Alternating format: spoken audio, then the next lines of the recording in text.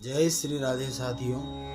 अगर घर पर वास्तु सही नहीं है तो उसका भी हमारे जीवन पर और हमारी आमदनी पर, हमारी कार्यशैली पर उसका बहुत ही प्रभाव पड़ता है। अच्छा बुरा ये निर्भर करता है कि क्या गलत है। आज हमारा वीडियो इसी चीज़ को लेकर है।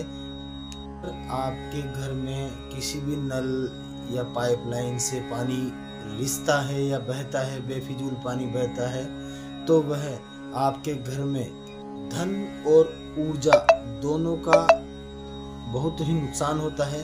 तो इस पर ध्यान दीजिए। अगर घर में लगा हुआ कोई शीशा या आपकी गाड़ी का कोई शीशा टूटा हुआ है तो आप उसे सही कराइए, क्योंकि उससे घर में एक तो नकारात्मकता आती है और आपका मनोबल कमज़ोर होता है। अगर दीवारों में या घर में कहीं पे भी सीलन आ रही है तो आप उसे सही करवाइए। उससे एक तो आपके जो धन का अर्जन करने का जो भी स्रोत है वह बाधित हो रहा है। उसे सही करवाने से ये चीज़ों में सुधार आता है। सुबह उठने के बाद अगर बिस्तर को अव्यवस्थित तरीके से छोड़ दिया जाता है, बिखरा हुआ छोड़ दिया जाता है, तो वह भी हमारे लिए बहुत ही खराब है।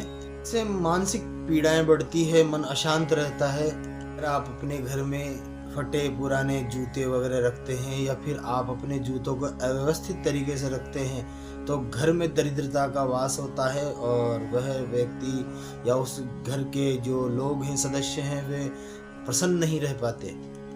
अगर सूखे हुए पौधे भी आपके बालकनी में कहीं लगे हुए हैं या बगीचे में लगे हुए हैं तो उन्हें भी हटाएं या उनका उपचार करें। अगर वे पुनर्जीवित हो जाते हैं तो उनका करें। इससे होता यह है कि आपके घर के जो सदस्य हैं उनका उत्साह कमज़ोर हो जाता है, या फिर कह लीजिए उत्साह ही खत्म हो जाता है। मानसिक चिंताएं बढ़ने लगती है और आलस्य अपने आप बनता रहता है। अगर घर में कोई घड़ी, दीवार घड़ी लगी हुई है या कलाई की घड़ी भी है और वह अगर बंद है तो उसे तुरंत सही करवाएं। इससे आपकी जो प्रगति होनी है उसमें अवरोध उत्पन्न करती है ये, या कह लीजिए कि आपके घर में जो वृद्धि होनी है उस वृद्धि को रोक देता है ये, और एक नकारात्मकता अपने आप ही प्रकट होती है। तो कृपया करके बताए हुए सुझावों पर ध्यान दीजिए अगर आपके घर में है। और आपको हमारा वीडियो अगर अच्छा लगा तो लाइक, सब्सक्राइब और शेयर अवश्य कीजिए। जय श्री राधे।